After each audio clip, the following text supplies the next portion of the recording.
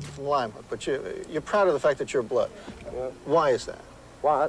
Yeah. Because I'm down. I'm down for it. Because I'm a true. I come from the heart. But why? Why be in a gang? What's in it for you? What's in it? I mean, you get killed, right? Yeah. Well, you mean some of your friends been killed? Yeah. So For a simple cause.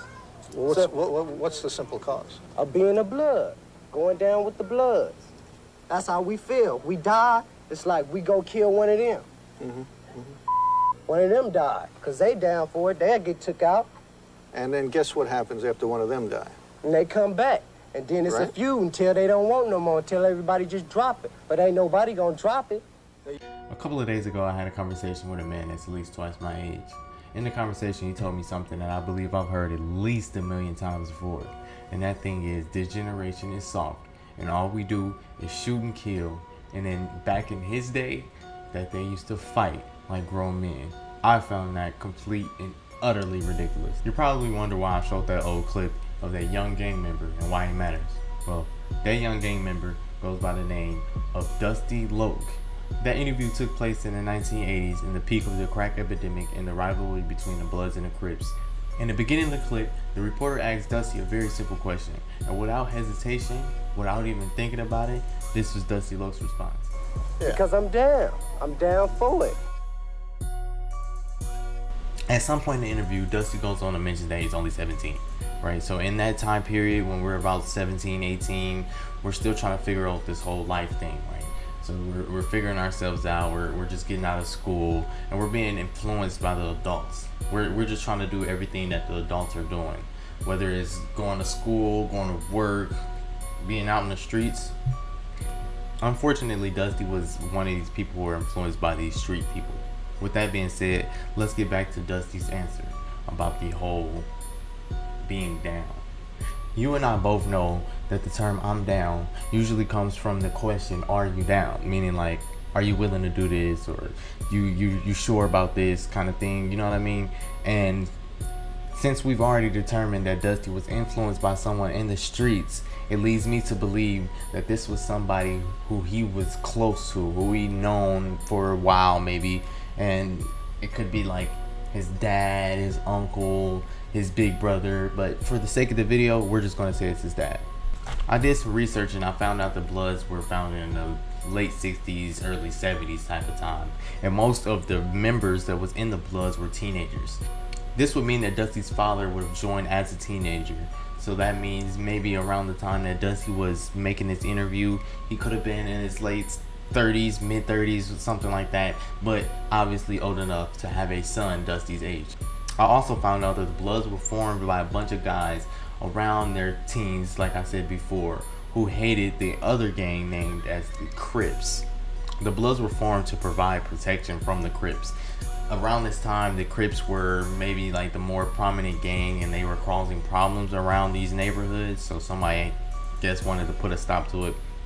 Since we assume that Dusty's father joined around this time, he was automatically taught to hate this other group of people. He was taught to hate them, he was taught to kill them. This violence and this hate would go from both sides, the Crips to the Bloods. With that being said, Dusty's father had a strong hatred that was built over time that he eventually passed on to Dusty as he was born. Like I said before, Dusty was 17, so that means he was exposed to this kind of activity as he was growing up as a kid, when he was maybe 5, 6 years old, when he was even able to understand what was going on. This led to the Dusty that we seen in the interview. Since Dusty didn't understand what was taught to him from his father about the Crips and all the hatred and violence that he learned from his father, his response was based off of his father's teachings. This would mean that he would have these feelings without having a reason to, or knowledge of why he has these feelings. He just was bred into this hatred. This was leading me to believe that's what led to him making that statement of, because I'm down, is because of what his father would ask him after some type of event may have occurred, where he would be like, is this what you want to do? Basically, I'm pretty sure he probably said something a little bit different than that, but for the sake of the video, we're just gonna dumb it down and put it that way. So back to me and the conversation that I was having with the man that was about twice my age, like I said before. So the generation that he was referring to was the 1990s, 10 years or so after Dusty's generation. Unfortunately, the hatred and the violence that was taught to Dusty's generation spilled over into my generation. So of course we were taught the same kind of things that were taught to Dusty and the people who were around him. Lucky for me, I was not one of the people who was misled and taught this hatred and violence from the last generation. I did, however, grow up with a lot of kids who were, even my own people, like my family, my cousins, my older brother is a prime example. It may not have been to the same extent as Dusty Lokes, but they were very similar. Growing up, I would go back and forth from my mom and my dad's house. Some of you may know that, some of you may not. But when I was with my mom, I would normally be in lesser fortunate areas. So I would be friends with some of these people who were part of this generational curse. And on multiple occasions, I would see their parents do this to them. They would teach them violence. They would teach them hatred. But as kids, we weren't seeing it that way. We were just learning from people who were supposed to teach. Some of you may have been in a situation where you may have gotten into a fight and you may not have won that fight. And you went back to your parent and they told you to go back and fight until you win. Yeah, I've seen that multiple times. This is a prime example of teaching hate and teaching violence. What are we fighting multiple times for? And why is my parent or why is your parent sitting here egging it on? As parents, they should have been out there like trying to regulate the situation, trying to figure out where we went wrong and where do we go from there. You know what I mean? We shouldn't have been in that situation in the first place, and it was up to them to help us figure out what to do next time we get ourselves into these situations. These parents should have taught us how to love one another, how to grow with someone who may not be the same as you, but the same as you. 9 times out of 10, you were in the same neighborhood. 9 times out of 10, you were in the same tax bracket. 9 times out of 10, you looked and acted the same as the person you were fighting with. This was the case for a lot of the kids that I've known, a lot of the kids that I grew up with. And it got to a point to where it was like, you go out there and fight this kid, or you're gonna go back home and you're gonna fight this grown adult. And I can only imagine the toll that take out on somebody, especially a kid who's already emotional enough as it is. Put yourself in that kid's shoes for a second. Say you go out and fight. Maybe you're fighting a guy or a girl that's 10 times bigger than you. There's no way possible that you're going to inflict enough damage on them to win this fight. Every time you go home and you explain that you lost, or some visible feature shows that you lost that fight, your parent tells you to go and fight again. And you just keep going out there and you keep getting whooped. At some point, you're going to figure out something to give you an advantage. This led to a lot of kids getting stabbed. This led to a lot of kids getting stomped out. And unfortunately, now it's led to people getting shot and killed. And I know what some of y'all are thinking, like, well, maybe you could just take a different route. Maybe you don't need to fight the person or whatever the case may be. But how are we supposed to think like that when another kid's parents could be thinking like our parent?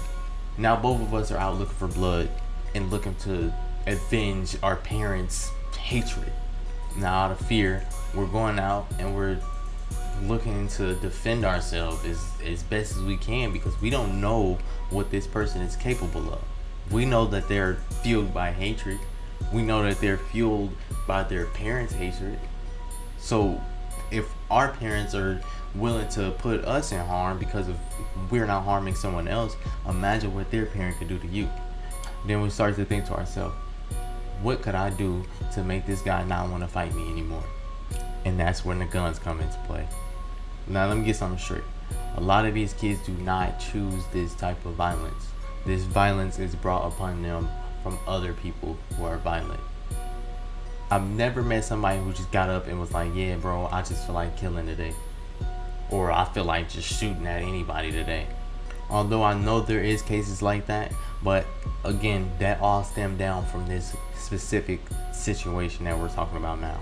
To sum this all up, we did not get this behavior out of nowhere. We got it from somebody, and that somebody got it from somebody. And 9 times out of 10, it was the people who raised. A lot of the stuff that you do as a kid, you get it from your household. Let's take LeBron James for an example. LeBron James is probably one of the best basketball players we've seen in our lifetime. Now he has 2 kids who are both playing basketball at a high level. They grew up in a household where basketball was probably all they knew. So of course at one point, they were going to pick up a ball and they were going to learn to dribble. Apply that same situation to a kid like Dusty Lope, a 17-year-old in Compton, California in the 1980s, surrounded by drugs, hate, gangs, all kinds of violence, you name it. It's sad to say that I later found out that maybe a few weeks after that interview, Dusty Lope was shot and killed. No information was put out about how he got killed or what he was killed about, but the information in the video leads me to believe that it was over gang affiliation. The saddest part about it is Dusty never got to pick a life for himself. He was taught that lifestyle and it took his life. Too many kids are losing their life to a situation like Dusty's, especially in this generation. What I would like to say to this generation is let's break this generational curse. Let's teach these kids, let's teach our youth, nieces, nephews, anything like that. Let's teach them how to love one another. Let's teach them how to peacefully resolve conflicts, how to make better decisions for themselves and not be led by other influences that could be bad for them. It's time for us to make better decisions for the people who look up to us, the people who love us. It's also time to make decisions that could potentially save our life at any given moment. If you like this video, please leave a like, comment, and subscribe. I will be posting more often, and I appreciate you guys for tuning in. Until next time.